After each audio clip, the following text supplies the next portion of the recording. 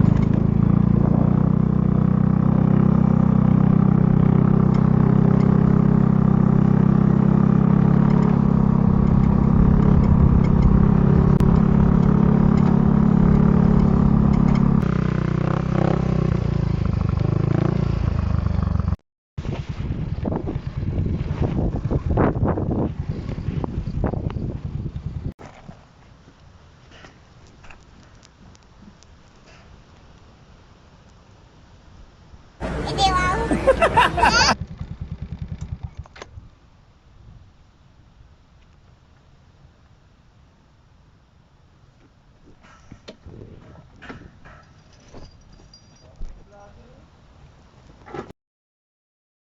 Andito na ako kina Master Dodi. Magkakabit kami ng trapal. Para di kami mabasa ng ulan. Panay ulan kasi ngayon. Kaya naghanda na kami para pagdating nila pare Ogie at paring Quality. Para kami ay makapag-umpisa na ng aming jamming. Mula sa akin at aking pamilya, hangad namin na magkaroon ka at ang iyong pamilya ng isang masagana at mapayapang Kapaskuhan. Ang Kapaskuhan ay hindi lamang para sa mga bata, kundi para sa ating lahat na nagnanais na gawing maligaya, masagana at mapayapa ang araw ng ating pagdiriwang sa kapanganakan ng sanggol na si Jesus.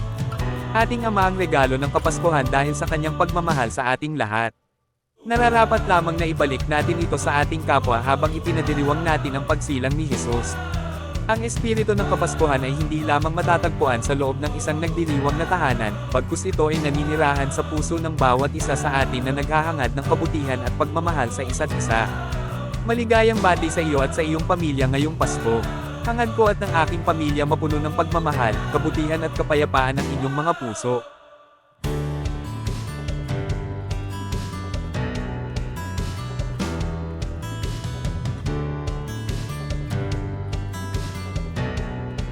Guys, please like my videos and comment.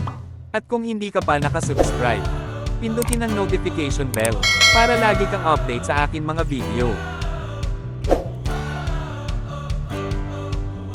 After may kabit ang trapal, kami ay nagluto ng konti ulam. At habang kami ay nag-aantay kay paring Ogie, kami ay kumain na muna.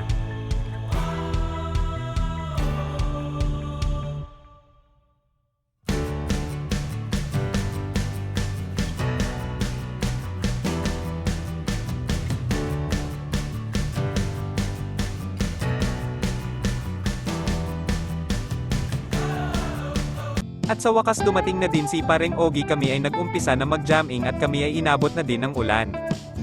Kamukha mo si Paraluman, noong tayo ay bata pa. At ang galing-galing mong sumayaw. Mapabugi man o cha-cha. Ngunit ang paborito, ay pagsayaw mo ng El Bimbo. Nakakaindek, nakakaaliw, nakakatindig balahibo.